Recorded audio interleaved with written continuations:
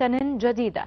الأزمة بين البرلمان واللجنة العليا للانتخابات المصرية أخذت بالتصاعد بسبب التطاول على اللجنة الذي فسره البعض أنه يهدف إلى تعطيل الانتخابات. من القاهرة سهر عافية. بدأ العد التنازلي للانتخابات الرئاسية المصرية، وبرغم اقتراب مصر من الاستقرار السياسي إلا أن البرلمان أحدث أزمة بينه وبين اللجنة العليا للانتخابات الرئاسية، حيث قررت وقف جميع أعمالها والإجراءات الخاصة بالاستعداد للعملية الانتخابية المقررة في 23 و24 من الشهر الجاري، وذلك بسبب التطاول عليها.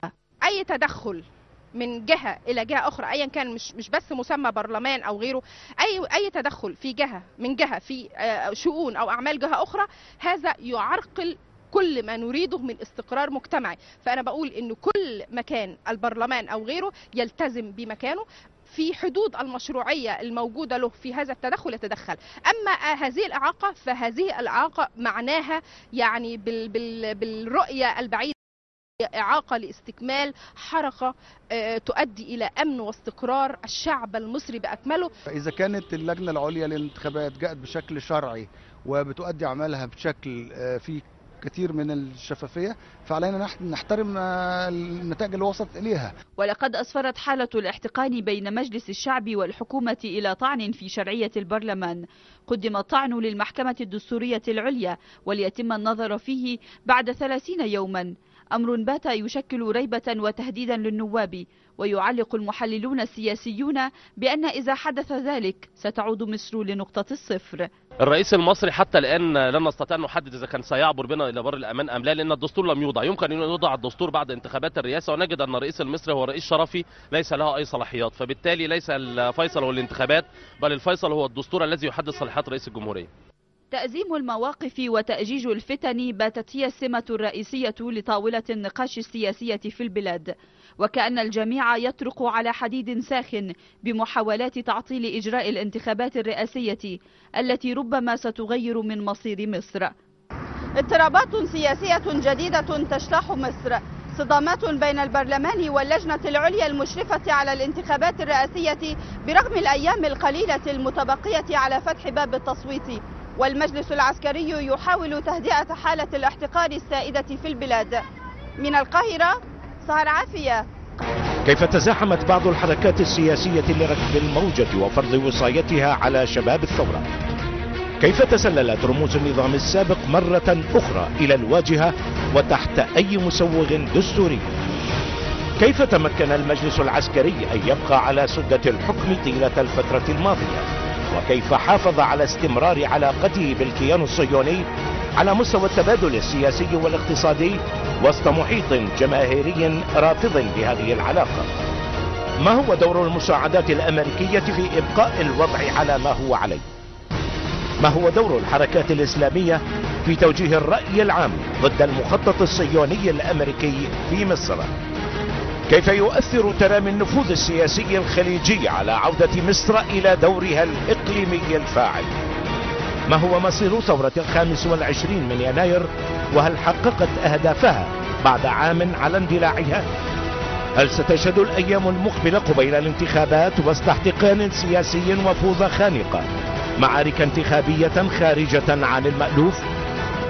عن هذه القضايا وملابسات ما ستتمخض عنه الاستعدادات لإجراء الانتخابات المصرية المقبلة وما ستسفر عنه من نتائج، مصر من الرئيس، ضمن تغطيات مستمرة خاصة من قناة الاتجاه.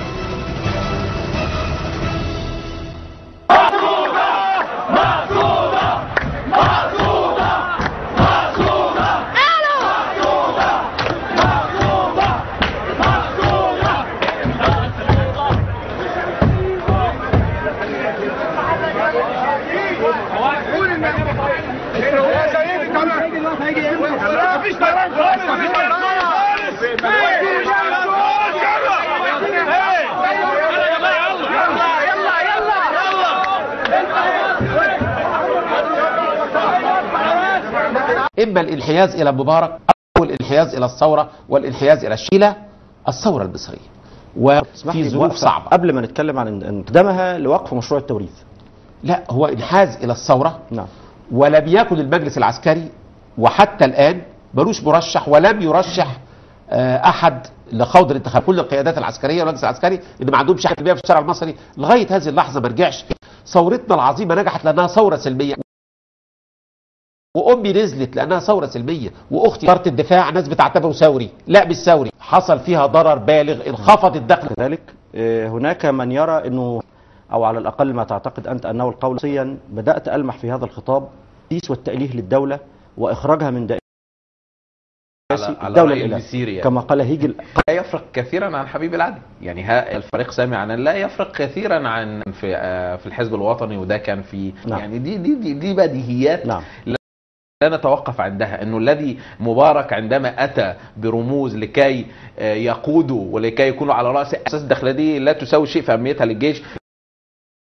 خارجها طبعا عارف حضرتك انه الجيش كان بخبز في 77 1986 هو الجيش. فاذا الجيش ليس فقط، هو ايضا لحمايه الامن الداخلي. الوصف الدقيق هو انه موقف الجيش من الثوره، لان صراحه انا من مصابي موقعة الجمل.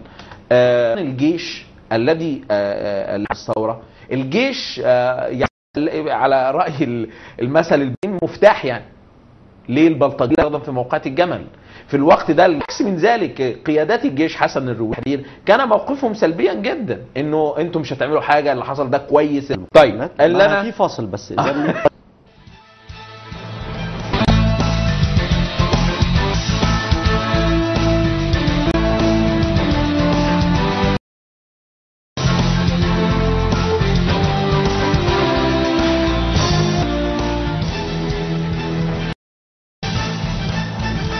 اهلا بكم. بعض المشاهد موضوع وزاره الدفاع ده انا كنت حاضرا فيه من الالف للياء، بدءا من المسيره حتى نعم. الانفضاض الدموي اللي حدث يوم. كل الذين كانوا ينادون ملف الرئاسه كما فخخ ملك يعني تحل المجلس فيها رصاص آلي اشخاص. ما الذي اول حاجه ان هم وسقط حوالي شارعين، وكنت انتقل ما بين خط التام ما بين الطرفين